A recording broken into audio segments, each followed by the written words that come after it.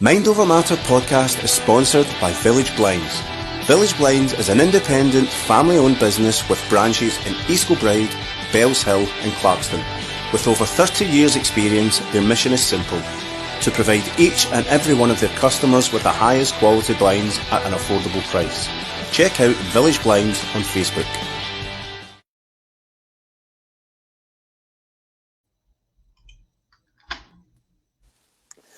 Good evening and welcome to Mind Over Matter podcast.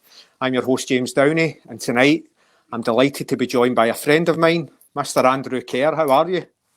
I'm good, mate. How are you, man? Good. Just kind of getting on with things, and of course, we're here to talk about mental health tonight. We're here to talk about your journey, more so. So, can you give us a wee bit of background on you, man? Where you grew up? You grew up close to me in Greenhills, but who you are for the viewers out there? I originally grew up in Hamilton and then moved to East Kilbride probably in the early teenage years, and then me and you went to school with each other, and then grew up in East Kilbride basically the rest of my adult life. Mm-hmm. Now stay in Wishaw because my son's here. Aye. And how were you at school? How was school for you in that kind of growing up, Andy? As you know, man, I'm registered blind, so visual impairment. Back then, didn't help matters and wasn't really interested in school. Left school when I was 15, worked as a YTS in Rutherglen, and then I wasn't really interested in education until I got to my late kind of 20s. Mm-hmm.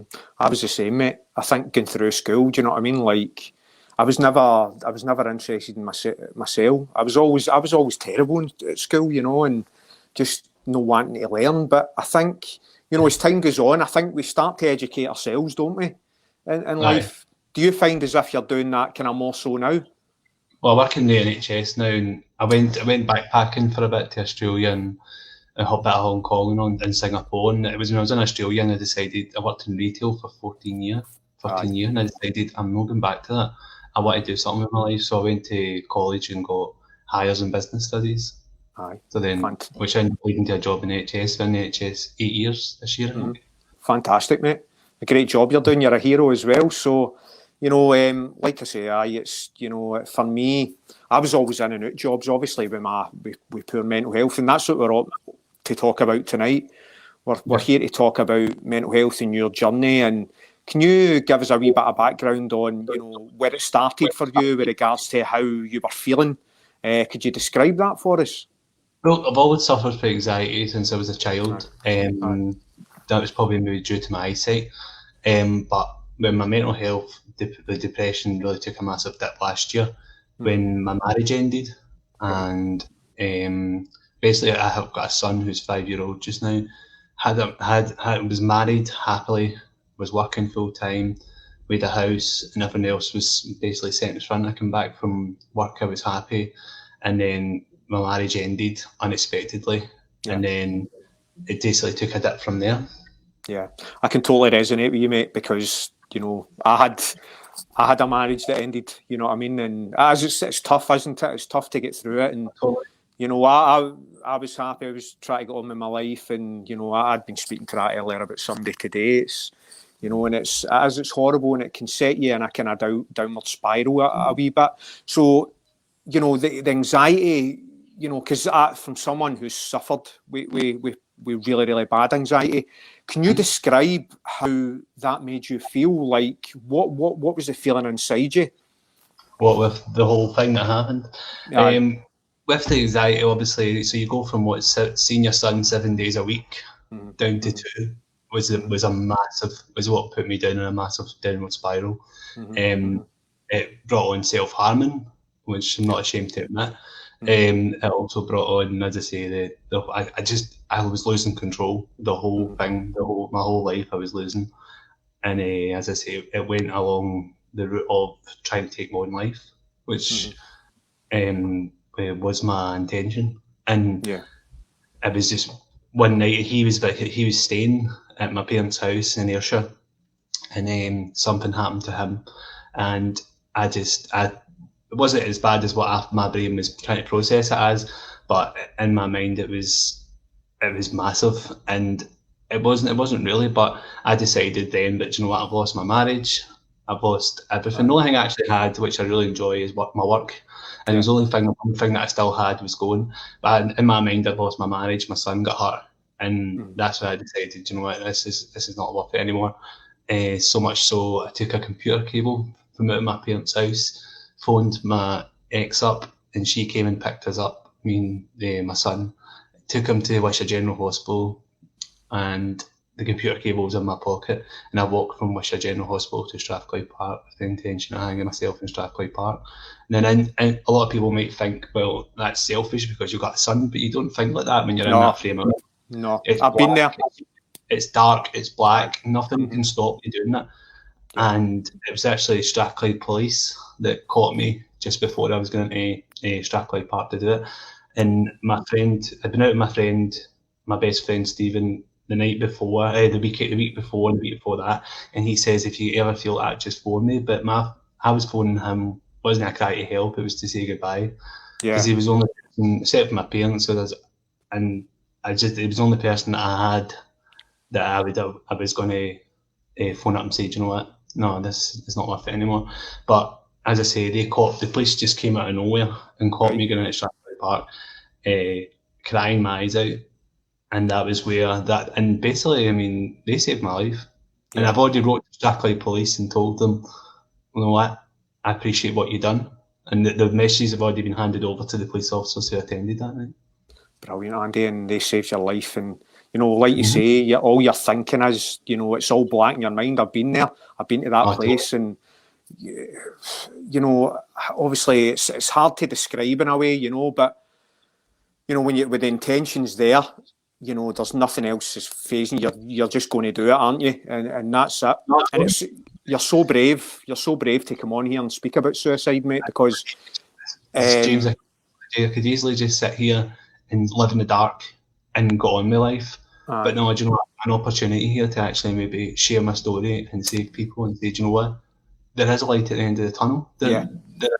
Nothing can be that tragic that you can go over it. Do you know what I mean? And I know, right, fair enough, I was saved by the police, I get that, but as I say, I could easily just sit in the back and go, well, do you know what, I'll take my antidepressants, I'll take my anxiety medication, get back on with my life. But then, do you know what, I've got an opportunity here to actually say to people, do you know what, no, there is an opportunity to actually have a light at the end of the tunnel.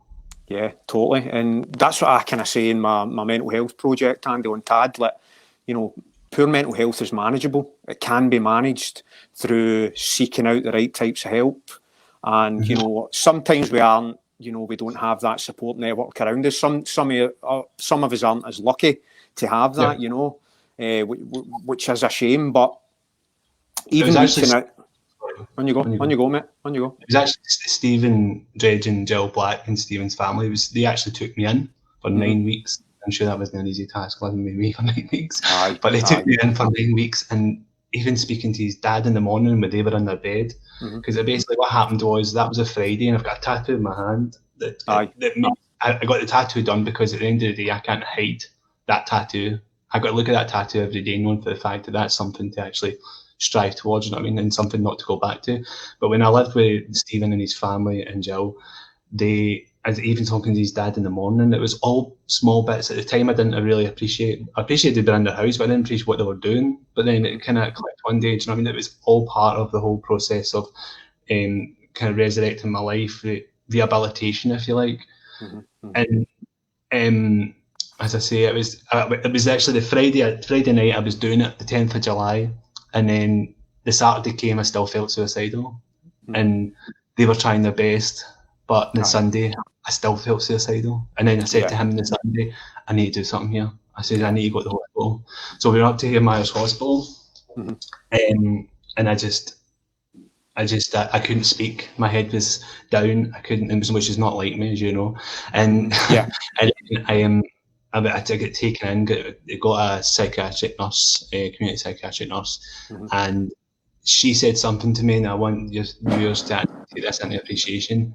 She said to me that, do you know how many parents go on to commit suicide and their children go on to do the same thing? Yeah. Because they think to themselves, my parents didn't love me, or why did they not love me that much to know that I couldn't, that they didn't stick around for me. See, that there gave me a wake up call. Yeah, absolutely. And it made you strive on to do what you're doing now. You know, and that's what I'll say. That's what I'll say about you, Andy. You've always, since I've known you for years, you've always been an upbeat guy. You could never tell. But that's the thing with mental health. You can never tell. You know, you can't look inside somebody's soul and tell what they're going through. The best thing to do is just that, and that's what I'm trying to preach on this, mate, is just reach out to as many people as you can to see if they're okay. You know what I mean? Just reach out to your mate. Reach out to somebody that you've not seen in a while and say, look, are you okay? You know, you're beautiful, you're confident, you're strong. Something like that can go a long way, can't it? It's positivity as well. Do you mean? Yeah. Just recently must have lost over 2 stone. I'm out running. Do you know what I mean? I'm feeling great. And a comment for a woman, where I work in plastics in Glasgow, and a woman, I'm over at the outpatients department, Leslie said to me, and it was one of the first ones to actually say to me, oh, you're looking well, you're looking great, you've lost weight. Even something as small as that, do you know what I mean, can push somebody mentally so high. Do you know what I mean? Oh my God, aye. Absolutely. And that's what I say, Andy. Leave someone with the impression of increase every day. That means leaving somebody, you know, feeling confident, say they look good, because that can, like you say, it can have such a benefit for the mind, you know? No, it's unbelievable. But eventually through time, as I say, I eventually got a flat here in Wishaw, because obviously I don't drive because of my eyes. So I had to be beside my son. And as I say, I got myself back. I knew my intention. I mean, I could easily went back to East Kilbride, but my intention had to be beside him. Yes. So I don't know anybody in this town, but as I say, that was the whole intention. My whole goal was, the Monday came, I had to sort out doctor's stuff and all that, and getting on myself on antidepressants. The doctors were good up here. And then get myself back on track slowly but surely, and having the building of support of my parents as well, plus Stephen's mum and dad and Jill and Stephen just obviously pushing me, just kind of that wee bit further. Do you know what I mean? Let's sort this. There were still other factors that were coming in. Still, there were. I mean, at one point, Stephen said to me, "Chris, you're getting hit with everything at the moment." But I mean, look at me now. I'm back. And that's it, Andy. Everything makes you stronger. You know, now you're on the journey to building resilience within yourself. You're building confidence. You're out running. You know, and you're looking really well, mate. You're looking fantastic, and you've lost a shitload of weight. You know, I laughed at that photograph you put up. I mean, that suit, and I was like, do you know, if anything as well, but that's a positive. Do you know what I mean? I like to that. Aye. Do you know that's why I put it up, mate. That's why I put it up, because you're looking at that going, that's achievable. Anything's achievable. You know, that's exactly why I put it up. Honestly, because I know you're a good man. You're a good father. You know, you put good energy out into the world, and you deserve good energy back in abundance, mate. You know, and like I say, it's a pleasure to have you on here, especially talking about what we're talking about, mental health, suicide, and everything else, because it doesn't get talked about enough. You know. So what was it? Sorry, mate. On you go. It's a taboo we're trying to break. It's the stigma. Yeah. It's the embarrassment. There's nothing to be embarrassed about mental health. No. Do you know what I mean? I was, as I say, not me personally, but with somebody else, I got a bit of experience with it. Somebody that was close to me, and then it still is close to me. But the point is that you didn't really understand from the start. And that person said to me the other day that I didn't really understand from the start when they got it. And then it was just kind of, do you know what I mean? It was like, I didn't really understand the whole factor of mental health, and thought, do you know what, pick yourself up, dust yourself off. It's not as easy as that. Aye. Yeah. I think as well, like growing up and, you know, coming through school, and, you know, whether that be a broken up marriage, or we emotionally attach ourselves as well to a lot of things, don't we? Circumstances, situations, and everything else. And it plays on the subconscious mind, mate. And that's got a big factor on us, you know, as in our growth. And for me, for years, that was what I'd done. Because I went through, when I stayed in Newlandsmuir, I was a wee guy. I went through really severe bullying, mate. You know what I mean? And I was like forced to strip down out my clothes. I was chased about with an air rifle in a house, and that stuck with me for years, mate. You know, and I almost committed suicide. If it wasn't for my mum walking in on me, I don't know. Do you know what I mean? Like you, if it wasn't for the police turning up, then we wouldn't be here to tell a story. And we're so blessed to be here to now speak and help other people and say, look, you know, there's a light at the end of the tunnel, you know? No, totally. And as I say, this is what I'm doing. I want to spread this as far as wide as possible. And as I say, I had another guy, an entrepreneur, who was lined up just at the start of last week. He had circumstances and he had to cancel. But I didn't take that as a kind of a kick in the teeth. Do you know what? I'm kind of glad that you got the first one. So this is the first time I've actually done a podcast about it. This is the first time I've openly spoken about it on social media. And this, we were talking about this for a while anyway, weren't we? We were talking about getting you on to speak about it. You know? And as I say, it's kind of, I want to spread this story as far as wide as possible. And I'm kind of planning and hoping doing more podcasts and doing maybe some charity work. I actually stay across the road from a charity that deals with mental health, which is kind of ironic. And that's it.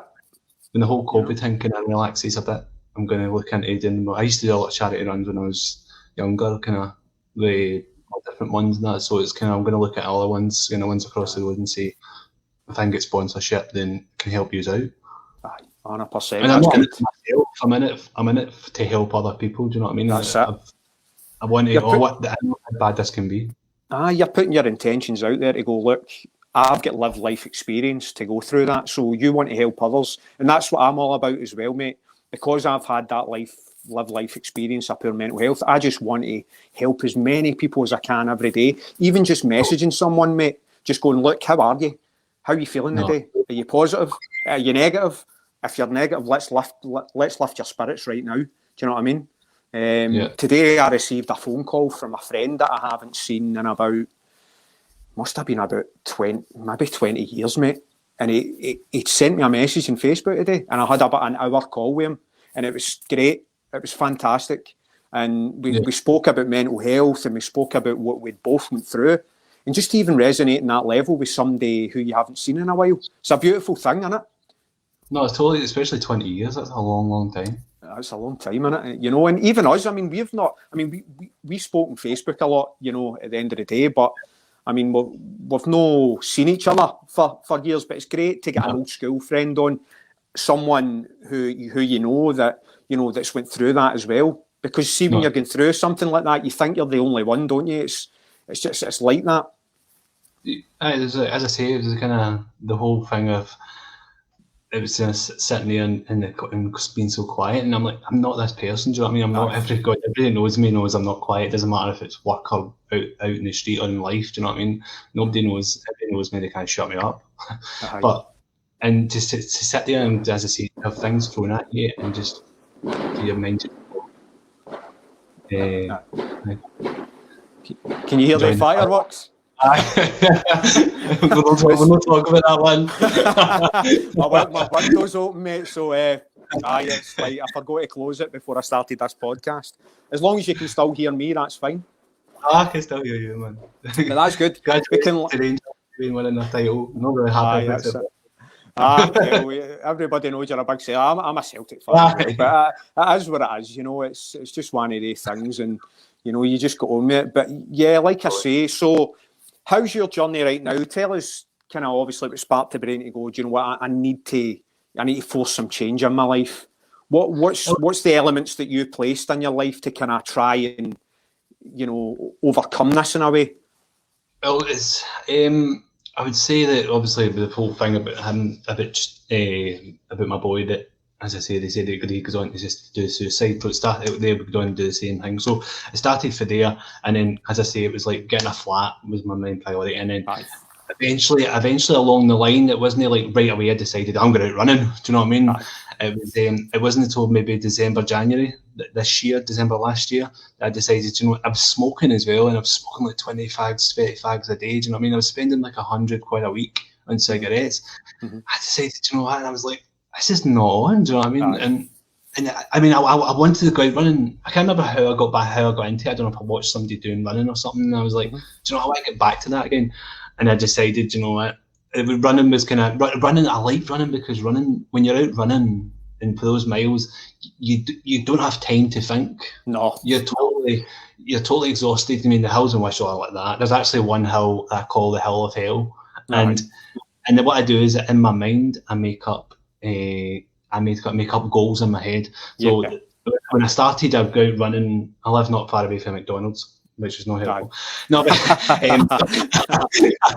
so I went down towards McDonald's, back round again. So it's just a short, and then I kind of broadened the circuit, made it a bit up towards the Morrisons, down towards the main street, and then I kind of broadened it again. Then last week I made it even further. Do you know what I mean? So as I say, that kind of made that. It's all goals. Do you know what I mean? And then, as I say, everything else is kind of fell in place. Do you know what I mean? And that's it, Andy. You know, physical activity goes hand in hand with better mental health. You know, everything's related, and that's, for me, that was one of the best things that I've ever done, was take up the gym all the years ago. Going through all that, you know, it was like it saved me in a way, and that's what I'll say to everybody out there. You know, even if you can't get to a gym, you know, take up walking or take up running. Just go out a wee run for 10 minutes and build up until such. Aye, I know. I see your 40s. Aye.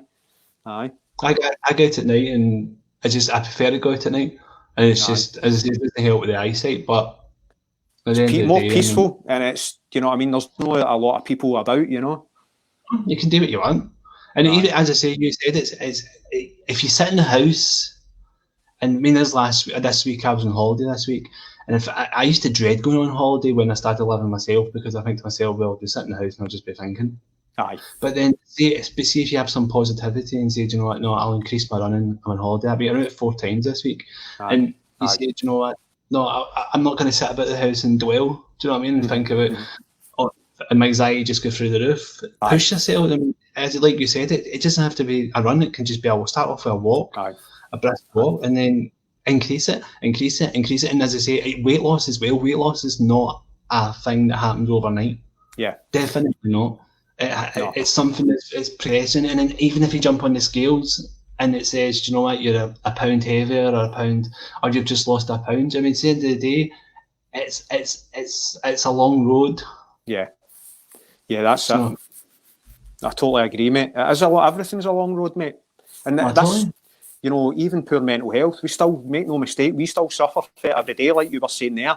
If you're sitting about, you're thinking, you know what I mean? And when you start thinking these thoughts, what I tend to do now, mate, is I write down a lot. So I read a lot, right? But I tend to find that if I have a negative thought, what I start saying now is, this negative thought no longer serves me. I am a process of my own thoughts, and I'm moving in the right direction.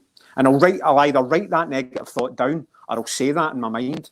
And that just blanks it out for me. But like you say, it's a long journey. It's hard to get that mindset right away. You need to just keep thinking over and over. It's like running. You need to go out and keep doing it every day, and just persevere.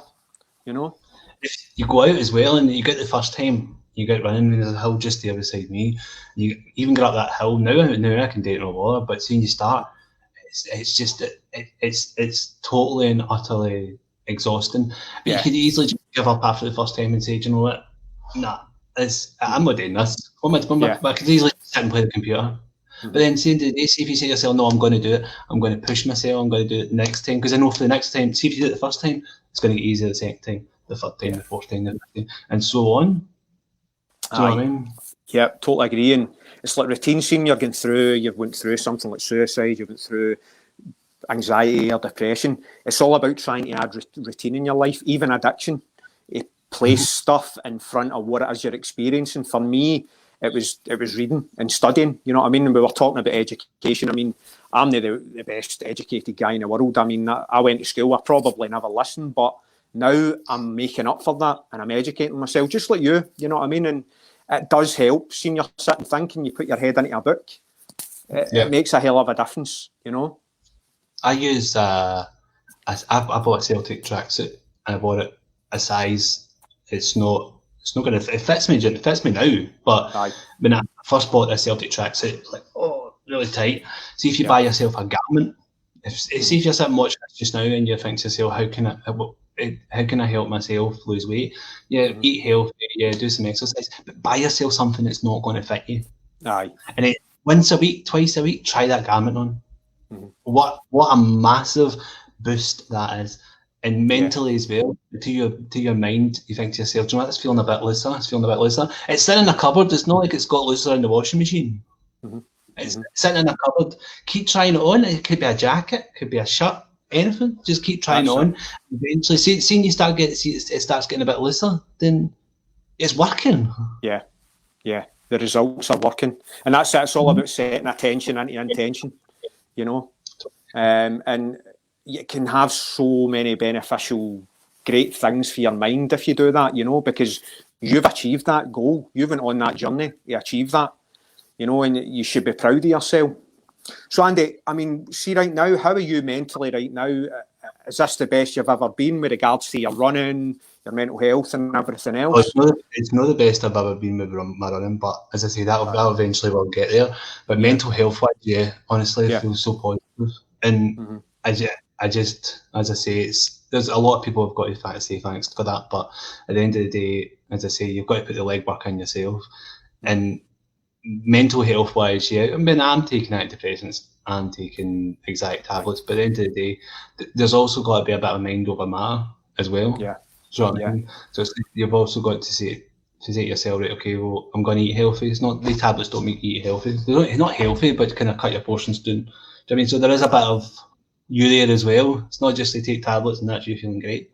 Aye, that's it. And that's what we'll say to anybody out there, you know, if you are on antidepressants, please keep taking them. Please do what the doctor ordered. It's important that you keep taking these, you know, but you can still go on that journey to positivity. It's still possible to manage it even though you're on antidepressants, isn't it, Andy? No, totally, honestly. And they do help.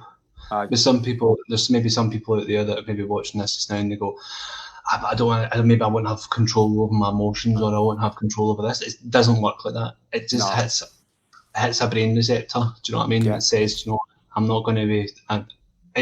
don't get it wrong, you're going to have days where you're going to wake up. I've had them. James has had them, I'm sure. Jay's had them. Yeah. And where you say to yourself, you know what, no, I don't feel it today. I don't feel like going to work today. I don't feel that I'm losing weight. I feel fat. Do you know, that's just part of life. But the antidepressants do help. And there's no taboo, there's no shame of being on them. No, I totally agree, mate. You know, I'm off medication now altogether, which has been amazing for me. I was an addict for many years, Andy. So it was, with me, it was Valium and stuff like that. You know, and I was taking Valium for anxiety at first, you know, and I just get completely addicted to them, mate. You know, they took over my life, you know what I mean? Okay. And just constant, every single day, while I was taking antidepressants, I was taking cocaine as well. Do you know what I mean? So my brain was all over the place. You know what I mean? I've never run that boat before, so. Oh God! But listen, like I say, you know,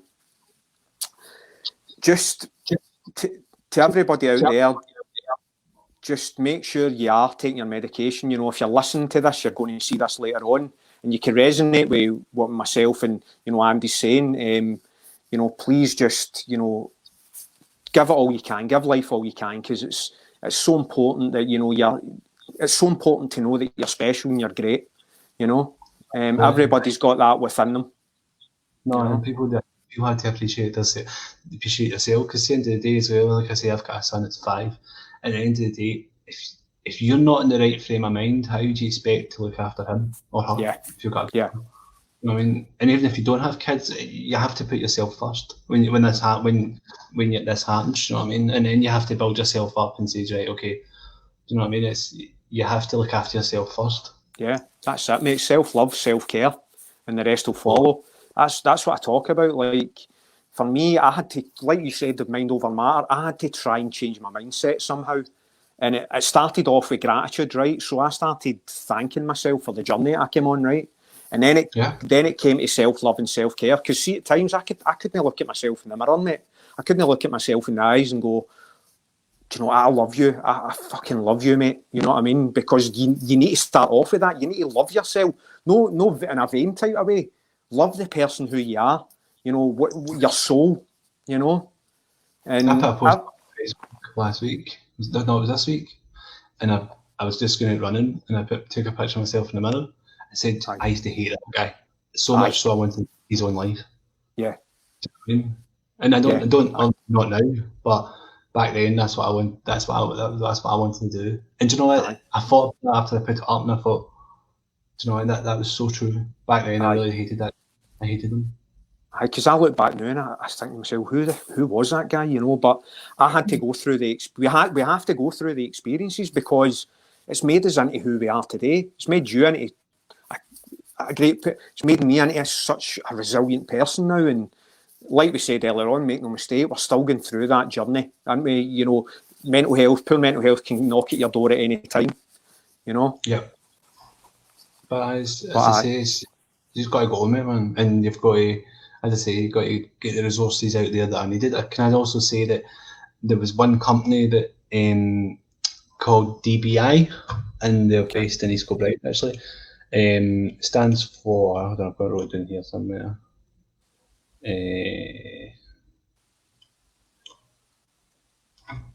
Distress Brief Intervention. And what happened was, when I went to the hospital, they put me in contact with them. They're there kind of they phone you up and all that, and just to find out how you are and stuff. And it turned out that actually the person who was given to me, I used to work with, so there was a conflict of interest.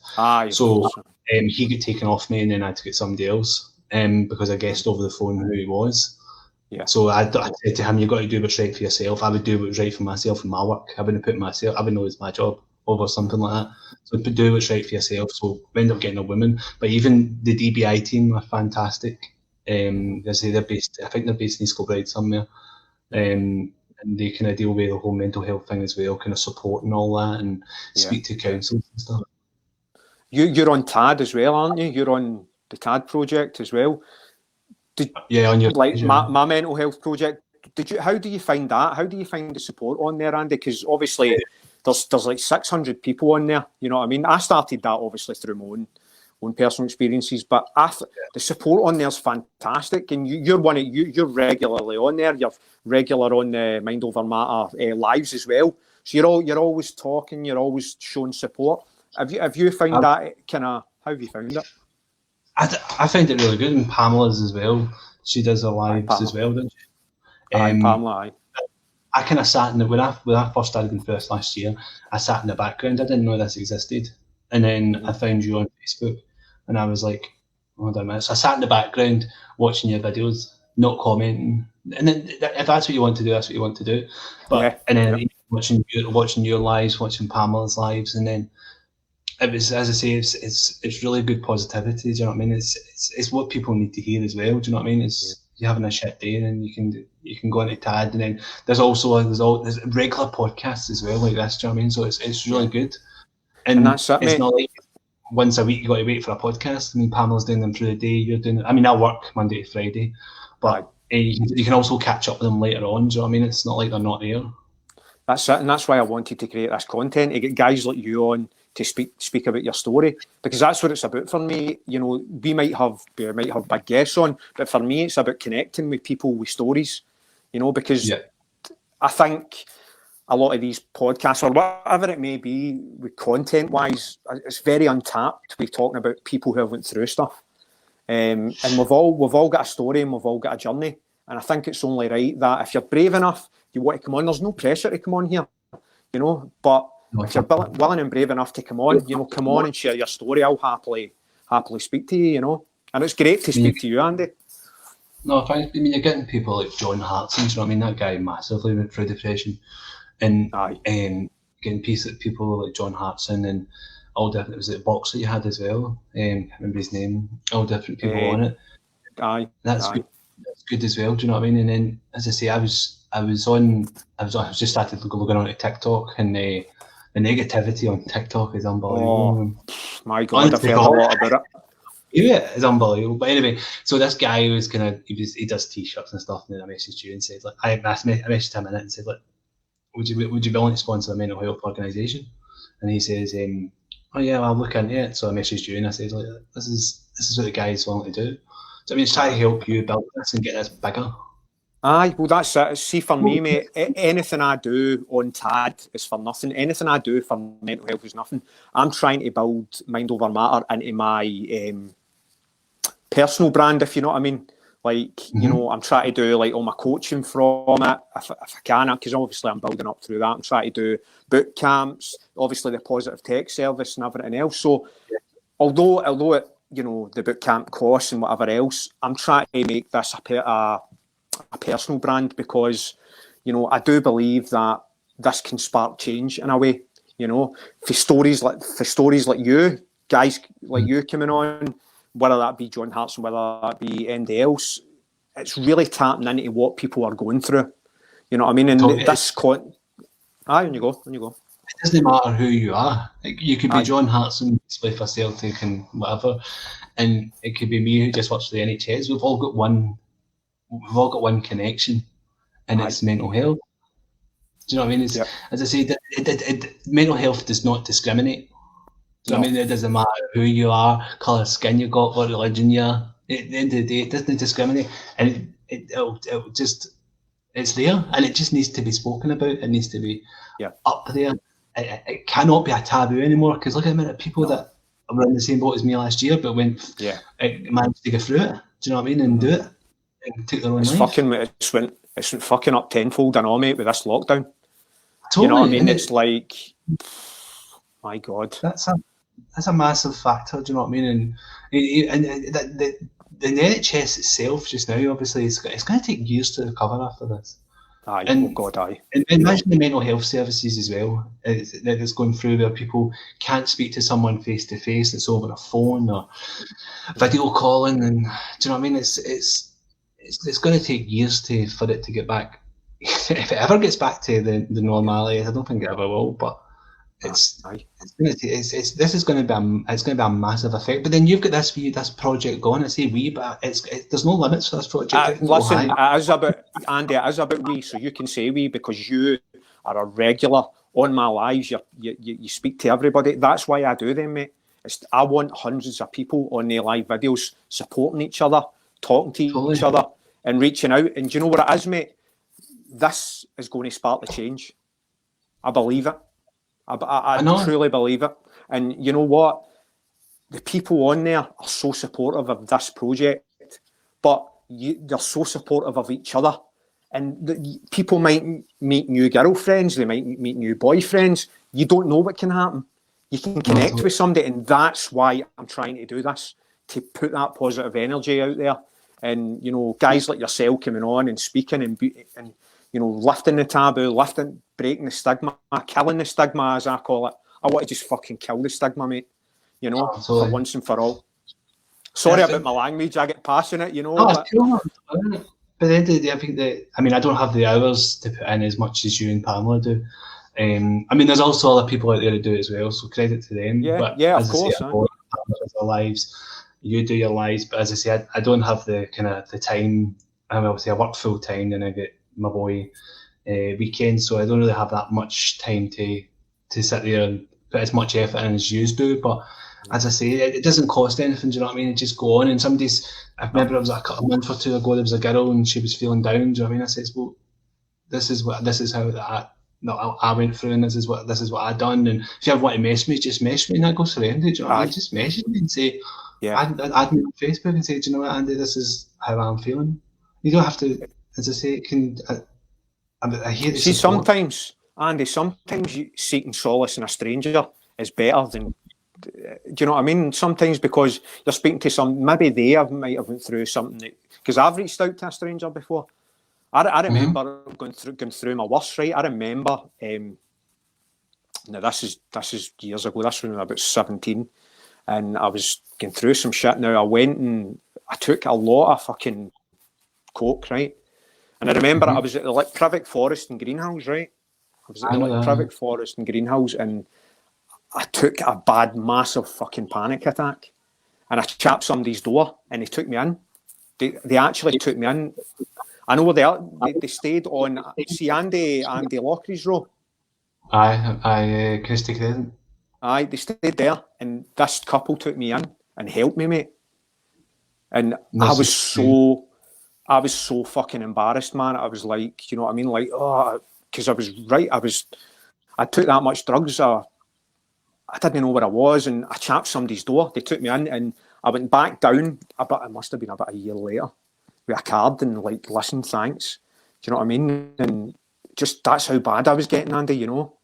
That's my next question. Did you actually go back down and see them? Because that's impressive. Because even that's brave. I mean, somebody's still doing it and you feel embarrassed. You go away after you feeling a bit better, and see to go back down and say that takes a man to do that and go down and say, do you know what, fucked up, basically. Oh, fuck I remember. I thought I was going to die in that forest. That's how bad it was. But my God, thank God I done that, Andy. And thank God we're here to tell the tale. Thank God we're speaking to each other. Two men speaking about fucking mental health on a podcast is brilliant, mate. This is phenomenal. We took my boy to. Me and his mum went to go and get him something yesterday, and we were sitting at the traffic lights at Strathclyde Park, and I looked over, and every time I look over, I feel this shed of guilt. Do you know what I mean? I see the path. I've never been back down that path, but one day I will go back down it. I mean, the path I was going down to where I was going, but and I still feel a shed of guilt because of what my intention was. But at the end of the day, that wasn't me, and that couldn't be helped. Aye. One day when I do pick up the courage, I will walk down that path one day, maybe run it. Yeah, you fucking will, mate. Honestly, you will, and you'll feel proud of yourself. Listen, guys, everybody out there, I want you to take the fucking power back. Please do it. Take the power back. You control your thoughts, your behaviours, and your actions. You know, because it's our inner beliefs. It's what we believe. It's what we attach ourselves to emotionally. You know what I mean? That. And the subconscious mind brings this all out. We need to take control back, Andy. You know, because it's possible. It's possible, and that's what I'll say to everybody. If we can do it, anybody out there can do it. And if you see this tonight, you know, like Andy said, reach out to me, reach out to Andy. We'll speak to you. Don't hesitate to fucking send us a message, man. Because I try and reply to as many people as I can. You know what I mean? And if I don't get to it right away, I'll get to it. If I've never met you in any walk of life, don't worry about it. Just message me and say, do you know, or even message you and say, do you know what, this is how I'm feeling, this is what I'm going through. Do you know what I mean? I'm not a bad person.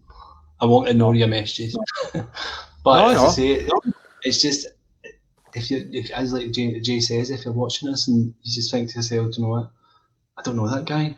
But well, that's a good thing. You don't know me. I can't.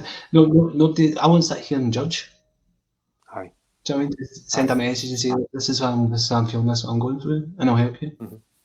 Aye. Or even Jay. For me, aye, as well. That's totally it. And we need to support each other through these unprecedented times, mate, more than ever. Yeah. Do you know what I mean? Totally. And it's like, you know, when I see people down, I'm like, I need to help this person. You know, and even out in the street, I make sure now I'm like, I smile at people in the street because that might just lift their day, mate, you know?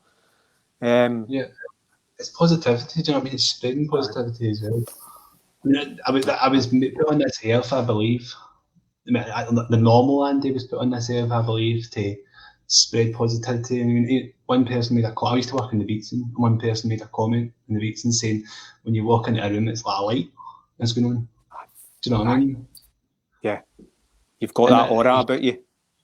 I can take that kind of, and even when I walk into work, I always see a lot of people and all that. I mean, everybody gets frustrated in their work, but at the end of the day, I mean, it's good to spread positivity. It makes other people feel better about themselves as well. Exactly. So I mean, that's it, man. You look nice, or you look lovely today and all that. Do you know, that those looking lovely today. So at 4 words, that make a massive difference to somebody's day. And that's it. You know what I mean? It's like if you've got a partner out there, like, and you're with somebody right now, turn to them and say, "Look, you look beautiful tonight. You're absolutely gorgeous." We don't do that enough. We don't. It's just the way it is. You know, and we should do it a lot more. You know, and it's hard, man. Obviously, we've been through marriage breakups. It's tough. It's fucking tough, mate. You know, you know that yourself, and it hurts you. You work for somebody for that long, and then it's like, damn, overnight. Do you know what I mean? I'm not blaming. Definitely would not blame my ex. You know, at the end of the day, these things happen, and she's the mother to my son, and I'll always appreciate her for that. But at the end of the day, I mean, that's what happens in life. You just need to get on with it. Aye, that's it. So how what about now, mate? Let's talk about your life now and what you're up to. Obviously, you're out running, you're working, things are going well. What does the future hold for you, mate? Have you got goals? Obviously, you've got goals, know that. But what do you hope to do in the future? See, I don't really look. I've got goals for running, and work-wise, as I say, I really enjoy my work. I enjoy the people I work with, which I mean, obviously, I need to move on eventually and kind of set myself goals in my work where I want to get higher. But as I say, if you wake up every morning and you go to your work and you enjoy it, then it's kind of half the battle. In regards to goals, I mean, I suppose I'm in a one-bedroom flat just now, so obviously when my son gets older, one of the goals is to move into a two-bedroom flat. But obviously he has no space, but he's only 5 just now, so we're getting by just now. But I've kind of put the wheels in motion for that just now with my landlord, so she can own more than one property, so she's kind of keeping an ear out. As I say, most of the goals are kind of running. Work ones will come eventually, and probably moving into a bigger flat. Along the lines, relationship-wise as well, probably finding somebody that eventually that we click. Do you know what I mean? I'm not rushing into that.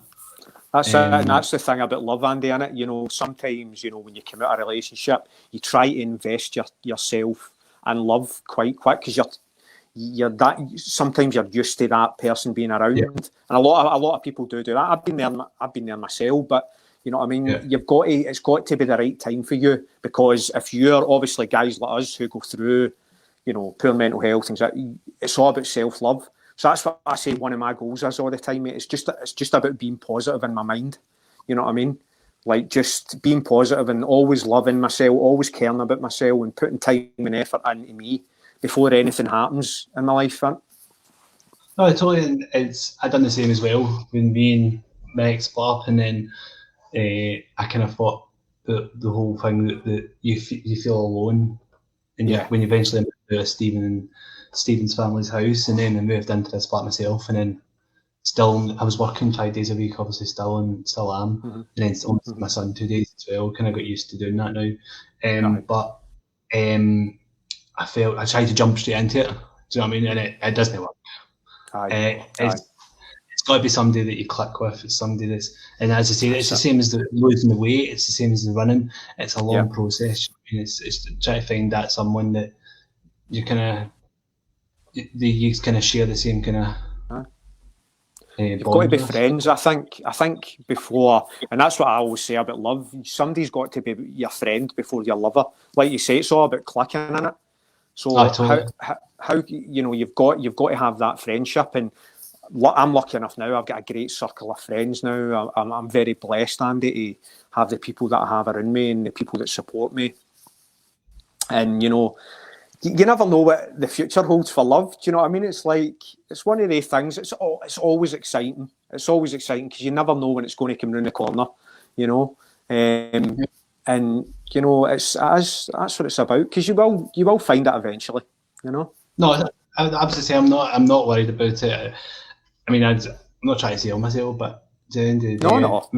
Listen, I'll sell you. I'll sell you. Andy's a good guy. For any women out there that wants to speak to Andy, he's a good man, and I mean this. Yeah, you're a good man. So you know, you're caring nature. I've also got to take into consideration. It's not just me. Do you know what I mean? No, that's it. You've got a son. You know that. At the end of the day, this isn't a blind date, but I can vouch for you. And I'm no Cilla Black, do you know what I mean? Like, just waiting for the wee theme tune if I can start playing. I was thinking of the theme tune there. But phenomenal, mate. But that's it. Look, we're here, we're laughing, we're joyful, we're speaking about really heavy subjects, but at the same time, we've got to laugh about a lot of things. And you know, Andy, you're a good guy, mate, and I've known you for years and went to school with you, and you put a lot of good energy into the world, and you're doing that right now, and you've come through a long journey, you know, and it's still an endless journey, isn't it? You're still striving every day to be positive, you know. Do you know what I mean? And it's not easy. Do you know what I mean? It is hard. Like I say, sometimes you can wake up and you go, "What am I doing this for?" And then at the end of the day, it's just have something that's kind of positive. Do you know what I mean? Have something, like I say, mine's is just a garment. It's a Celtic jacket. Do you know what I mean? I'm going to fit in it. I can fit it now, but as I say, it's just have something positive, so a goal, and it's all about goals. Yeah, because you're a massive. You love Celtic. You're a massive Celtic fan as well. You go to the games a lot as well, so that's probably good. That's good for your mental health as well, isn't it? You know, totally. A hobby, just a hobby, doing something, whether that be going to football, reading, or anything like that. You know, because that atmosphere can lift you at football, regardless of who you support. Because when you get that feeling, like, you know, it's phenomenal. You know, it can definitely lift you. Because it's a split household in here, because my wee boy supports Rangers. Oh, does he? Jeez, oh. Well. Can't do much about that, but when August back, I'll take him to some games. My daughter's a Rangers fan, so do you know what I mean? See, at the end of the day, it is what it is. We don't get paid 20,000, 30 grand a week to kick a ball about, you know, at the end of the day, and it's crazy. And we're talking about the NHS, even talking about the NHS, they should be getting a pay rise, man. Do you know what I mean? It's crazy now, just with things happening, you know, and these heroes are out there. And there's nurses I work with that have been moved. I can't really obviously say much about it, but there's nurses that I work with have been moved in my ward to worked in a COVID ward, and then kind of left my job kind of quiet just now. So because I work in a kind of clerical capacity, let's just say, in a ward. So it's, I mean, as I said about the nurses, and even their mental health. Do you know what I mean? It's unbelievable. Do you know what I mean? I mean, people say, "Oh, that's what they signed up to." No, I'm sorry, but these people, families. Do you know what I mean? These people, they're humans at the end of the day. It doesn't matter what their grade is, or what the band is, or what the pay is. They've been chucked in. Do you know what I mean? It doesn't matter if you're a gaffer. It doesn't matter if you're a nurse or whatever. They've been chucked into the wards. Do you know what I mean? And to deal with this kind of pandemic, and it's like. You can see the strain from when you just speak to these people on a daily basis, laugh and joke to, it's unbelievable. Do you know what I mean? It's just, the strain is unbelievable. Do you know what I mean? I could imagine, mate. And you're there, you're in it, you're in amongst it. So, you know, I can't imagine. I'm not in amongst the COVID ward now. But yeah, but you're still there. You're still there. I still support them. Aye. But as I say. It's kind of it takes the strain out of everybody. Do you know what I mean? Mm-hmm. How's your mum and dad? How are they? Because I remember. They uplifted and moved for East Kilbride, but they're loving life down in Ayrshire. And they're not enjoying this. They're not getting the fireworks that we're getting and what East Kilbride is getting. My dad's going to be retiring in May, so he's still grafting away, and my mum, she's doing all right. Kind of, she wasn't well for a bit there, but then hopefully she's going to get better. And obviously you get a very supportive family. How's your bro? How's he keeping? He's still in East Kilbride, living with his girlfriend, and we're actually me, him, and Charlie and my mum done a FaceTime, a messenger thing the other day, a video call. So it was his first time meeting Charlie, because we didn't really speak for a bit. So that was kind of, so he's still living in East Kilbride. Him and my uncle Manny and my cousin are the only ones that are still living there. And you need that bond, don't you, his family, and you know, it's good that you are coming back together and speaking now. Do you know what I mean? I know, it was too long. And as I say, it was at the time when we weren't speaking for so many years, me and my parents, and then we just started talking. It was actually my dad that turned around and messaged me one day and said, "How you getting on? How's it been? And how's the family?" And I was like, me and him spoke for 3 years. And I'm like, and he was standing in a queue in a pharmacy, and I forget, he said to me, and he had somebody saying in front of the Bing's family's closer together. So then he messaged me and I said, I'm doing all right, we're doing all right, Charlie's fine, just getting on with life. And then it kind of started from there. So they own a caravan in down near, what's it called? Oh, I can't remember. They own a caravan, and so Charlie loves the caravan, do you know what I mean? My boy, he goes down, he goes like, Granny, when we going down, when we going back, when we going back. That must be brilliant. It's great seeing when you're young and you're going to caravans and all that. I miss all that, going to caravan holidays with your man Dan, all that, you know, it was phenomenal. But no, that's good. And all that took was a wee message for your dad to, you know, get the family talking again, and that must have been great for your mental health as well, mate, you know, just to have that bond. I mean, even though we weren't talking, I mean, obviously, these people brought me up, my mum and dad, do you know what I mean? And even when we'd fell out and we weren't talking, and I still always thought about them and wondered what my mum was up to, because me and my mum are like that. I mean, we still have that bond, thank God. And we'd never have lost it, do you know what I mean? It's, like they say, we might not have been talking, but it's not like they didn't ever stop loving me. And the fact is that we kind of, as I say, it's good, but do you know what I mean? It's like having your best friend back, do you know what I mean? It's just like talking to your mum. I phone basically phone her or message her every single day. Do you know what I mean? And we sit and chat and we wind my dad up about football and that. Oh, is he? Jeez, he'll be happy this year. Jeez, mate. You know. No. My mum's my best pal. She's the one woman who's been constant in my life for years, man. That's the woman that almost walked in and me take my own life. You know what I mean? I'm so grateful. I've been staying in this. I came up to my mum's house to do my podcast, Andy. My new house is just down the road, but you know, I've got that. My mum's like my best friend. You know what I mean? And I love that bond. You know what I mean? Because my mum and dad are in their 70s, Andy. You know what I mean? And it's like I come up, check in on them, and see how they're doing. And she's helped me through a lot, and she's been the one constant woman in my life that's helped me. You know. And it's a beautiful thing. It's a beautiful thing. I know people out there, you know, if aren't as lucky as maybe yourself. But one thing I will say is that, you know, there is always support out there. Never think, you know, if you don't get on with your family or you've not got that bond, just reach out to somebody. Please reach out to your doctor. You know, because they'll put support in place for you, no matter what. And you'll have that. You'll then have a bond with somebody. And that's important that you get that in your life, you know. Even my CPN, she's brilliant. You know what I mean? And I lost two friends just there, one in December, one in January, and basically, and it was even getting support from a CPN saying, "Oh, right, okay, how you feeling?" Do you know what I mean, and stuff, and it's just it's brilliant. Do you know what I mean? And as I say, there's always somebody there. As I say, I lost two friends in East Kilbride, and it was really hard going.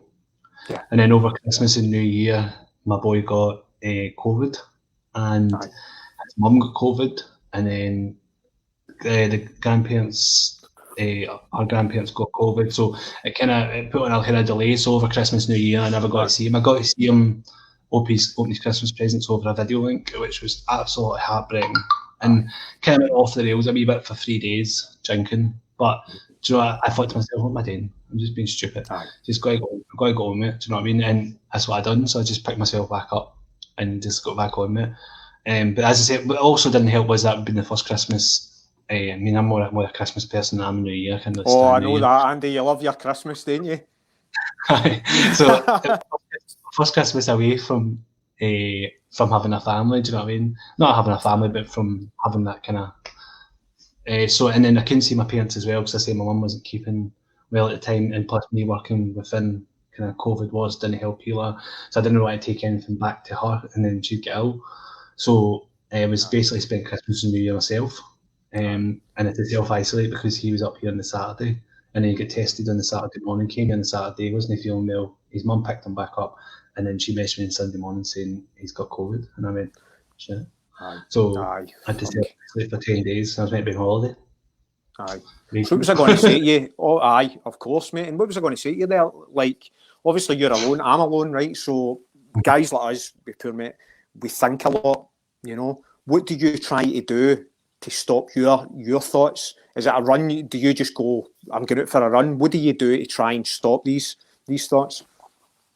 Well, I think the medication does help, but as I say, it's still suffer from a bit of, I mean, anxiety was my problem. So with anxiety, Aye, you know, aye, off with one aye, problem, and then another, and another, and another, and it just goes round and round and round at like 10,000 miles an hour, and you're just constantly thinking about it. And then, but as I say earlier on, running it stops you thinking. It makes you focus on something else. You're breathing. I mean, don't get wrong. It's not like I stop running and I start my anxiety comes back. I've achieved a goal there that I've been out for a run, so I'm feeling better. Aye. So it's broke that kind of anxiety up. Do you know what I mean? So it's like I went and done something. I went and pushed myself. I'm actually going out tonight. Like my running leggings on.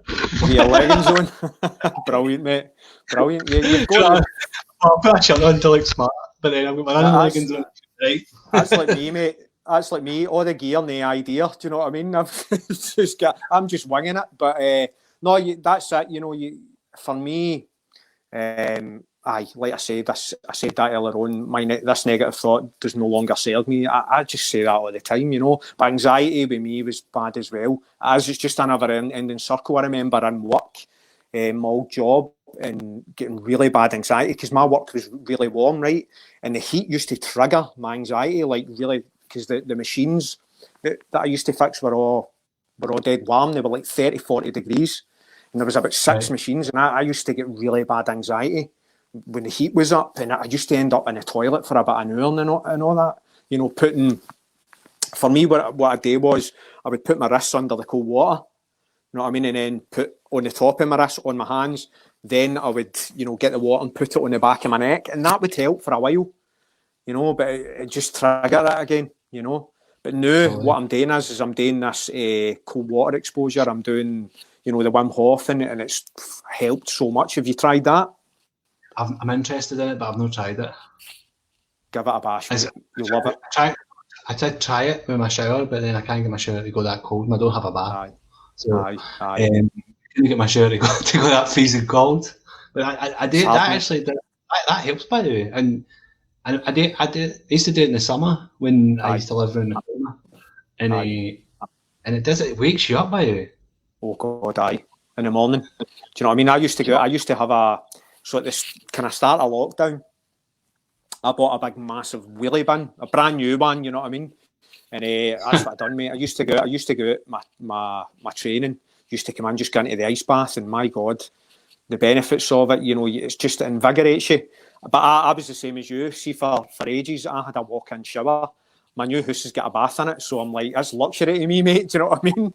And I'm just... People don't, because they want space. Do you know what I mean? So we want bath, we want ice. aye, that's it. And now I'm I do my cold showers every day, but just like you, when you're out running, you don't get a chance to think. So see, when you're under the cold, same again. You don't think. All you think about is the cold. Your thoughts just come away, and it's so great, man. It's had so many benefits for me. Your body goes out of shock. Aye. That's what I say to people. Don't jump into a lake. If you're going to try the Wim Hof, start after the breathing. Don't jump into a lake right away. Do the cold showers, and, you know, take it for there. And then work up to the cold water immersion. But you should definitely try it. If you know, you're in a flat, are you? I'm in a flat, yeah. Aye, so I was like, you know, it'd be, you know what I mean, like getting a bin and going outside your flat. But you know what I mean? Guys don't get he says. I don't do you know what I mean? But definitely, if you can try it, man, you know what I mean? Definitely implement it into your life. But I mean, this has been phenomenal tonight, mate. Like talking to you, just, you know what I mean? Because it's been a while since we've spoke face to face with us, you know. Aye, we need to get a coffee, mate. We need to get a coffee or a tea. When this whole thing's, you know, over, we'll catch up, and, you know, we'll get you on again, because like I say, I just want to touch on everybody's story. If anybody wants to come on, you know, feel free to, you know, reach out. And, you know, Andy's very brave. I can only commend you, mate, for coming on. Honestly, I don't. As I say, it's not for self-gratification, or it's to a degree, because I'm on a road of recovery. But I'm not doing this for myself. I'm doing this because I really want to help other people that have suffered the same thing. Because what I went through last year was very, very frightening. And to think that your mind can make you do that, and you have no control, is unbelievable.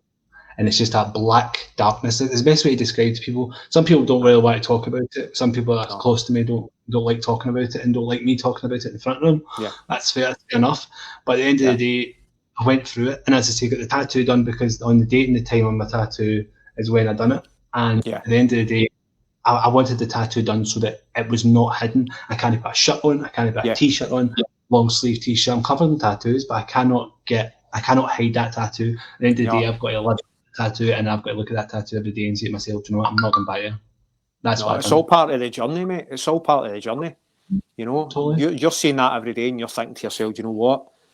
Look where I am now. You know, it's phenomenal, isn't it? You know, and I'm so happy. Sorry, you go. No, on you go. It's, as I was going to say, it's just positivity. Do you know what I mean? At the end of the day, like you just said that in a nutshell. It's good to actually, because you talk to people about it, and if they don't really understand, if they've never been down that path, it's really hard to describe. But then if you talk to somebody else that knows what you're talking about, and you go, do you know what? It's total positivity, like you just said. You wake up in the morning, get ready, go to work. But at the end of the day, I look down and that's sitting there, and I think to myself, look how far I've came from. Yes. Want to take my own life to living with Stephen and Jill and the family, to having more support of my parents and friends, even sharing on Facebook for what I was out running. I've only started recently doing that. And then, do you know what I mean? Having people saying, and then I went to get my COVID jag on Thursday, my second one. I went to work and people had made comments and said, oh, looking well and all that and stuff. And do you know what I mean? It's total positivity, man. Do you know what I mean? And that changes your mindset, Andy. See, when people are telling you look amazing, you feel amazing. You start to get that energy where you feel more confident. And that's something that I'm lacking in right now, is a lot of self-confidence in myself. So obviously when you get through stuff like we talked about earlier, a marriage breakup and all that, and you know, you don't feel confident as a man. You know what I mean? And I'm still trying to, for me, I'm positive about what I'm doing and the message I'm coming across. But when you break, things happen, you feel unconfident. I'm still on that journey, but at the end of the day, I'm confident about what I'm doing with this. And that's what's making me more confident, if you know what I mean. If you get what I'm saying. If you got what I meant there. And that's what it's all about. It's about a journey. We're all in that journey. That tattoo means something to you. That's telling you how far you've came. You wake up, you've got routine in your life now. You're on your medication. It's helping you. And that's all you need, man. That's all you need. Just routine as well. Even getting up in the morning, making your bed. Something as simple as that can help you. You know? Right. And going to work as well. Do you know what I mean? It's like my anxiety plays massively in the morning with plugs. Oh, it's mental. So I'll lock that door. I've got 2 doors to go out. So I'll lock the first one, lock the second one. You see that? If I think to myself, did I unplug my charger from my phone? And then I've got to lock the doors again and go back in and make sure it's all unlocked and all. And tidiness as well is another thing as well. Don't tell myself and still back in there. But no, the tidiness as well. See, and I've got things have got to have their own space and their own place, and it really, my anxiety plays up. I can get to somebody's house and start taking the house, and that's just anxiety. And when Hurricane Charlie comes in on a Friday, it just turns the place upside down. Oh, that's it. You know what I mean? I'm the same, man. Like, obviously, when I've got my own flat now, I'm like, this needs to be here, this needs to be there. You know what I mean? Like, the day I wasn't going to leave the house until the washing machine stopped, I was like, is this house going to go? Do you know what I mean? I've just got this house. It's going to go on fire. Do you know what I mean? I was like, I better wait till the washing machine stops. Do you know what I mean? But it's wee things like that never leave you. You know? No, totally. Brilliant. Andy, honestly, man, this has been phenomenal, mate. You're so brave coming on here, and this has been a while in the making. Like I say, you coming on Mind Over Matter and sharing your story. If anybody out there is going to watch this later on, that are watching right now, you know, and you resonate with this, like Andy said, you know, please reach out. Reach out to Andy, reach out to me if you're going through, you know, anything right now. And, you know, hopefully that we can, you know, send you stuff that has helped us, you know. Stuff that worked for us might not work for you, but hopefully we can maybe put you onto that path, you know. As I say, it's a long, long process. That was July. And to get to here where I am now, I mean, we nearly come for a year for when I done it in July. And do you know what I mean? But it's been a long, long road, and it's been, as I say, it's not been easy. But as I say, you'll get there. Yeah, I'm proud of you, mate. I really am, for coming on here and speaking about suicide and that, because, like you say, it's tough. It's tough for people to hear about it. And this is what we're trying to do on Mind Over Matter. We're trying to bring these topics into play, whether it be, mental health, addiction, talking about recovery, everything else. Do you know what I mean? Because if you've got life experience through that, then this story might click with somebody. And that's why I get people to share these videos. That's why I get people to share them all over Facebook. Is because this might reach someone and they might watch it and go, do you know what? I'm going to reach out to these guys to see what can help. Yeah, and it's nothing to be ashamed of. Don't ever feel that mental health is something to be ashamed of. It's definitely not. At the end of the day, it's something that it happens to not everyone, but it happens. It's been going for years, but now is the time that people have to go, do you know what? It has to be spoken about. It can't be treated as an embarrassment. It's not an embarrassment. No. I openly tell people I'll openly tell people that when I go to work and when I first went back to work after what I'd done, at one point I couldn't talk about it, and see now, but I can just talk about it, because at the end of the day, see if I can just touch one person at work, I don't have to even know that there's anything wrong with them or how they're feeling. Like, people can put a front on, and at the end of the day, see if I can just help one person, even with this one person, then I've achieved what I've totally set out to do. But I'll not stop here. No, keep going, mate. We need to keep putting that energy out to the world, that, there's support there, they can reach out, because, like you say, you shouldn't be ashamed, man. Nobody should be ashamed, and I'm so glad us two guys are sitting here fucking talking about this. I really am. This has made my Sunday night, mate. No, it's two guys. I mean, I'm not being sexist to them, but no.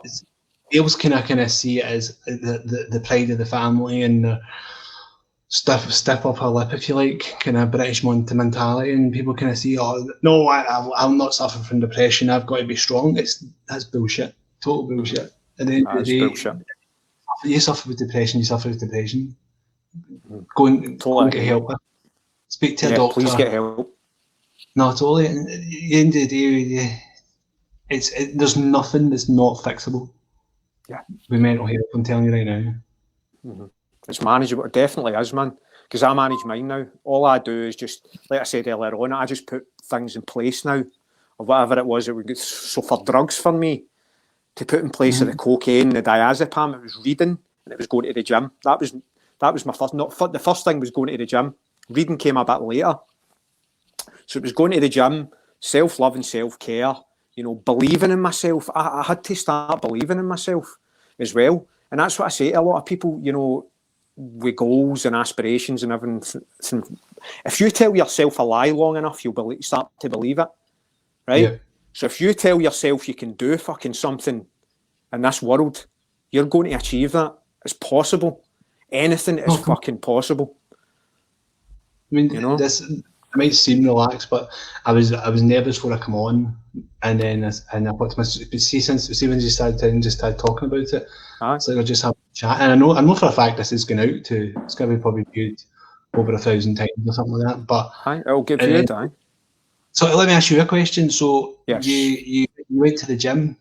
How did you deal with the whole gyms opening, shutting with the lockdown? That is exactly. I was feeling really bad about it, mate, because obviously for a long time it's something that I could channel my energy into. Whether I've been feeling good or bad, I could just go to the gym, nip to the gym, and do a workout. Mm-hmm. But yeah, for me, it brought up more anxiety. And I actually had a relapse over lockdown, mate. The first lockdown, because I was so fucking stressed out my box, man. And I took cocaine. And okay. I thought I was like over all that shit, and for me, I never I had the gym, but now I understand now in my mind, I'll not do that again, because of the stress I was under. However, like I say, we're on a journey here, but what I done was I bought resistance bands. I bought them off eBay, and I started training every day. Still using them. Fantastic. Yeah. And I just wish the gyms would open, because they were opened and they were doing really well. I mean, they were adhering to the guidelines and everything else, and you know, for people's mental health, they need to be open, mate. You know, I know, totally. Because to you, that's your go-to. Do you know what I mean? Aye, so that's my go-to. For your mental health is reading and going to the gym. So for somebody to take that away from you, that'd be like somebody saying to me, "No, you're not wearing your running trainers a day." Do you know what I mean? That would be, or you can't go out running. That's a massive thing to me. So for somebody to, I mean, that's amazing. That, I mean, you obviously had a relapse, but at the end of the day, you took it as something. You said to yourself, "I'm not doing that again," and you took some positivity, bought your resistant bands off eBay, and now you're back. We're back again. I had a lot of things going on in my life personally as well. Obviously, you know, obviously marriage breaking up, everything else. Do you know what I mean? And it just kind of drove me to that, because, you know what I mean, I was like, this is going to take my, and that's what I say. I'm an addict. I've got an addictive personality. So for me, when I started the gym, the first time I ended up a bodybuilder. Do you know what I mean? But I get so addicted to that. And see, bodybuilding for me is such a vain sport, mate, because and it's constantly about yourself. I was eating at the wrong time for my family. I wasn't sitting at the dinner table. It was all about me, and I hate that shit. So that's why I had to get away from that. You know what I mean? Because it's a selfish, vain sport. And plus, to progress in that, you need to start taking steroids. You know what I mean? And I didn't. So I just started training functional fitness. I just started, you know, I was using the weights and that, but it was more functional, you know, and I feel great now. I feel healthier. I actually feel my cardio's better. You know, I've lost a shitload of muscle. I was huge at one point, mate. But I feel healthier in myself, you know. But I just want these gyms to open again, man. You know what I mean? For people just to get a bit of normality back in their life, and the schools are back now, but you know, that's and it's so important that we get these gyms open, mate. Do you go to the gym a lot? Is it something that you do? No, I used to, and then when I used to do a lot of running, I used to go to the gym when I lived in West Mains, just not far away from you, and I used to go to the gym quite a lot. But then I wasn't working as well, and then I was volunteering with Citizens Advice Bureau at the time. So I had all that time in the morning to go to the gym and then have a shower at the gym, put shirt and tie on, and go to work. Well, volunteering. But now I just love running. It's just you don't get the same as you get on a treadmill.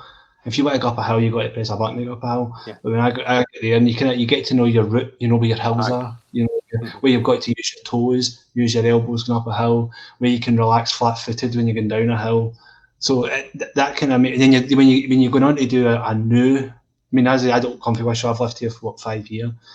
And a 5 year. So I kind of learning new routes. Do you know what I mean? So it gives me something kind of, it gives me a goal, as I say, to achieve. Plus, it kind of makes me learn. Do you know what? There's a hill coming up. Right. But you don't get the same kind of interaction on a treadmill. And with the COVID thing as well, with gyms, I went once during COVID, and it put me off. I just, I don't. People want to go to the gym, honestly. Against people going to the gym, but I just love running. Plus, you get that freedom as well when you want to go out. I'll go out tonight. Do you know what I mean? Plus, I don't drive as well. So for me to go to a gym, I'd have to take a bus and a bus back. Aye. And everybody, do you know what I mean? Like, please get involved in some sort of physical activity, because it's going to help you, isn't it? You know what I mean? Running, gym, whatever it may be. Just try something physical. Walking, man. I took walking up over the first lockdown. It was a bit later into the first lockdown, and I've done I think it's about 10 Monroes now. Maybe 11, I don't know. And see, for me, that was the sense of achievement, getting up to the top of a mountain, Andy. It was phenomenal. Honestly, it's great. Walking's great for the mind and the soul, you know. My disappointment I never done was, for a month I never bought scales. And I think I've lost over 2 stone, but I lost 11.8 pounds over 9 days, just last week, 4, which is a massive amount. And well done. And cheers. And it's, as I say, that's close to a stone, but as I say, I've been on this since about December, January, so I must have lost over 2 stone. But as I say, I've got another 4 stone, 5 stone to go. But as I say, it's a long process. It's not it's not an overnight thing. There's nothing there that's going to. No, you're looking well, mate. You're certainly looking well, and I bet your running's getting better now. It's what I mean. You're in your stride now, and. But say if it gets, there was a guy who used to be a personal trainer in Dolan. His name was Davey. I don't know if he's still there. He said to me, he always stuck with me. He said to me, "Don't ever get comfortable when you're doing the exercise. Don't ever." He says, because if you get comfortable, you get bored. He says you go outside running and you can run up a hill, go stretch it, run further, stretch it further, stretch it, and until you know what, you go back and you're absolutely knackered. Because at the end of the day, see if you're knackered, it's worked. Aye, that's it. Do you watch David Goggins? You heard of him and he's running? Or you should tap into him on YouTube. Type in David Goggins. He goes on hundreds of miles of running and stuff like that. But that's what you say. You're talking about being uncomfortable there. That's saying get comfortable being uncomfortable. You know what I mean? So like you're saying, if you're running up that hill and you don't feel as if you've put in that extra wee bit, extend it. You know what I mean? Always extend it. I mean, I extend my route. I try to do it once a week, sometimes 2 times a week, depends how I'm getting comfortable with my route. And then if I feel that, you maybe don't know Wishaw, but if you go down Wishaw Main Street, down Cali Road, you can either go straight onto the Everton or you can go right past the sports centre. And I stay not far away from the sports centre, but on the main street. But if I decided, you know what, no, I'm not going that way. I've done that way for the last 2 months, month and a half, and then just went straight on to Everton and then run past the hospital. And you know what, it makes you feel better about yourself, so you've extended it as well. Plus, as I say, you don't feel comfortable doing it because 1, you've never done it before. 2, you've not got the best eyes in the world, and 3, you don't know where the hills are. Yeah, totally. That's it. Definitely, if you change your route, it was like me with walking. I used to walk the same route constantly, and in my mind, I was like, "This isn't benefiting me." So I changed it up, and I had so many benefits for my mind because I was like, "This is great." You know what I mean? I've changed it up. I'm walking in new territory, and it was great for me. You know, and that's what I'll say to people. You know, if you are walking the same route all the time, maybe change it up a wee bit now and again, and that will definitely help you. Aye. Because I said I was talking to somebody the other day, and I was on Thursday visiting because I was getting my COVID jig. But I said to him, if you go the same route, it comes just the norm and it comes boring. I changed my routes. I normally go out running 3 times a week. I went 4 times because I was on holiday this week, but I normally go out 3 times, but I do not go the same route 3 times. I go the kind of same route starting, but then I'll change it. I'll change the route, which ironically runs in the back of McDonald's. But I don't have a jump in there. But I changed my route so that I don't get bored with the same routine. Aye. No, definitely. I totally agree with that, mate. Just change everything up. Even if you're training, you know, at the gym, change your routine up, you know, and just give it all you've got, man. See if you put 100%. Aye. That's it. That's what I say. Life will go on without us, right? So it's how we manage our activity within this time we have here. And see if you're managing all that activity and you're putting positivity in your life, you'll receive that back in abundance. You know what I mean? You'll receive all that good energy back and that positivity. And people just keep striving to be great, man. You've all got the potential to be something special out there. Believe me, I keep saying it, and I know I keep repeating myself, but it's very true. We're testament to it. So if we can do it, you can do it. You know? Yeah, my whole focus is my son. That's it. Aye. And as I say, that's the whole reason why I live. Aye. And as I say, you've got to love yourself before you can love other people. Aye. That's why I'm doing this for my son and my daughter. You know what I mean? This is to leave a legacy of something. You know, that, again, like you spoke about earlier on, this isn't about notoriety for me. This is about making sure that people know that we can talk about mental health without being ashamed. You know, fucking kill the stigma. Get people on they can resonate with. The big guests as well. Have them on.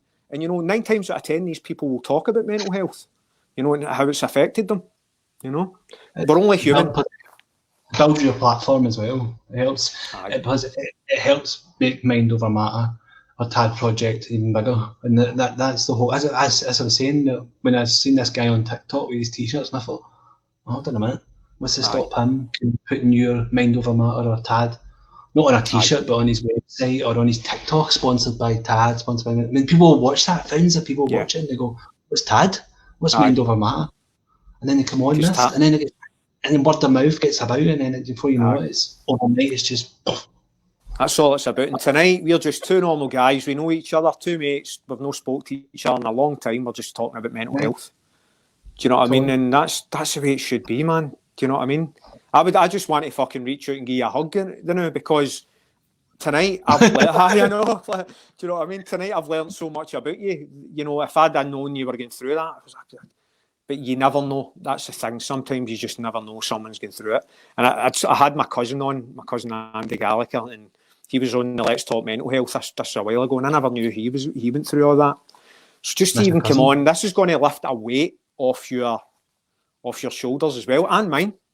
You know, it's going to make me more comfortable to, as I say, I'm not stopping here. I want to do it more and more and more, and it's going to make me feel more comfortable talking about it because we've already done this. You're the first one that I've done it with. You know what I mean? So it's like, and then I can go, oh, do you know what? I've done it with Jay, so I can do it with the next one.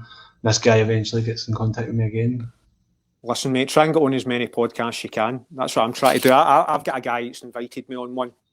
I've been invited in a couple, but I'm trying to build this platform first. I really, you know, I mean, my story's there and everything else, and I want to share it, but I want to build this platform into something special. It will be something special, and, you know, guys like you come on to everybody in the community out there that's supporting Mind Over Matter. Yous are what making this special. You know what I mean? It's not just fucking about me, it's about you as well. It's about we. Yeah. You know what I mean? It's not about I, it's about we.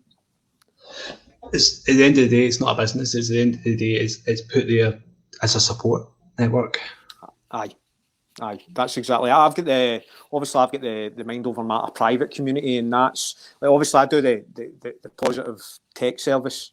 That's £3 a month, right? And then I've got like the content and the life coach and everything else. I'm starting a boot camp up as well.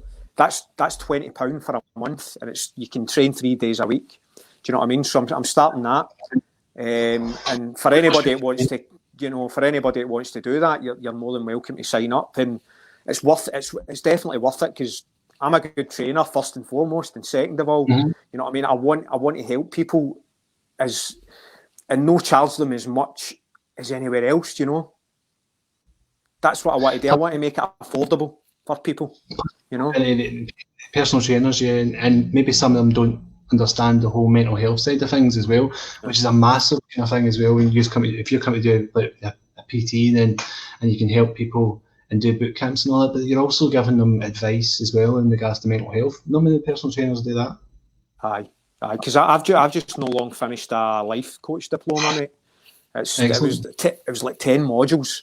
Do you know what I mean? And it took up a lot of time over Christmas and all that. I was like, I want to become a life coach. It was a counsellor at first. I wanted to become a counsellor. And I thought, no, I want to be able to guide people, you know what I mean, through my lived life experience. So this is what I'm saying about happiness, right? Because it took me many years to find that happiness. I say this all the time, right? But for me to go through that experience now, I say it all the time as well, experience is our biggest educator, you know? And for me to find happiness through all the experiences, in turn now, I'm trying to help others find happiness. You know, and that's all I want to do, is to help people find happiness, help people find how great they are. Because everybody is. You're great, I'm great. Whoever's watching this, you're great. I just want you all to fucking know that. You know? And I'm passionate, but I swear when I'm passionate, you know what I mean? It's so true. It's totally.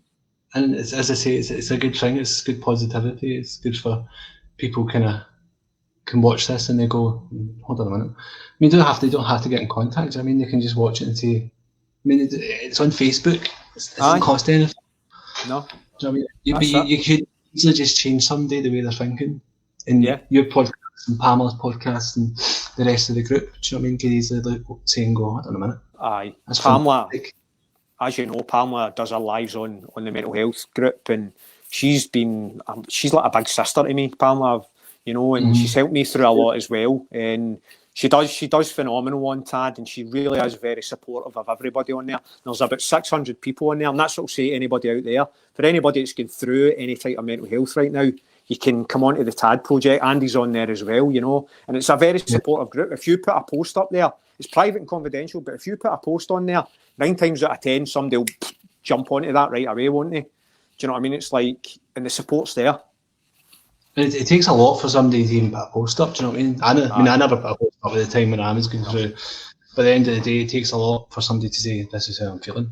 Especially, I mean, we were saying about strangers, you know what I mean? But at the end of the day, sometimes it's better to talk to strangers. I was lucky to have, as I say, my best friend, his family, and my mum and dad and all that. But at the end of the day, it takes a lot for somebody. I mean, if you're feeling that low as well, you need somebody to pick you back up. And it takes a lot for somebody to actually reach out and say, I need help here. Yeah. And it takes a lot to do this as well, mate. It's like, so we're coming on here and just talking about you're brave, mate. You're a very brave man. Like I say, I can only commend you. And you know, it is very hard to talk about this. Even like for me, you know, communication issues. For me, I get a wee bit of anxiety coming on here and doing this live because anything can happen, you know. But I was like, you know, I want to make this live and in the moment, so when people are seeing it, it might trigger something in their mind to go, do you know what, I'm going to reach out to one of these guys now. Or I'm going to reach out to that mental health group or whatever. You know? The doctors don't know, so I might, do you know what, they're right. I need to go and sort this mental health out so they can phone the doctor tomorrow. Aye, 100%, mate. Listen, this has been beautiful, Andy. We've been on for about an hour and 32 minutes, it's been a great chat. And, you know... I'll invoice you to whatever. Not joking. Brilliant. Oh, my God. But it's been a pleasure and an honour to have you on, mate. I feel so proud of you, your journey and how far you've came, and even just to share it. And if anybody finds this video on Mind Over Matter or anywhere on Facebook, just know that, you know, us two guys we're here. If you want support, reach out to us, you know. Totally. Thank you, Andy. You're a beautiful man. Thank you for having me. And you're looking well, mate. You're looking well. So enjoy your run tonight. Go I will. And dig in and get that in. Dodge the fireworks. Aye, you just watch yourself. Do you know what I mean? But, all 55. Aye. Tell the Mind Over Matter community out there. Tell my patrons. To anybody who supports me. To anybody that sponsors this podcast. That you guys are what make it. Like I say, it's the community that makes it. And Andy, you're always on there. You're always sharing. You're always commenting. And you know, may long may it continue, mate. Thanks very much. You know, God bless, mate.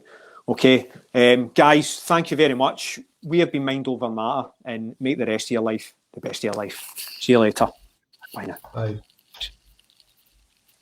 Mind Over Matter podcast is sponsored by Village Blinds. Village Blinds is an independent, family-owned business with branches in East Kilbride, Bells Hill and Clarkston.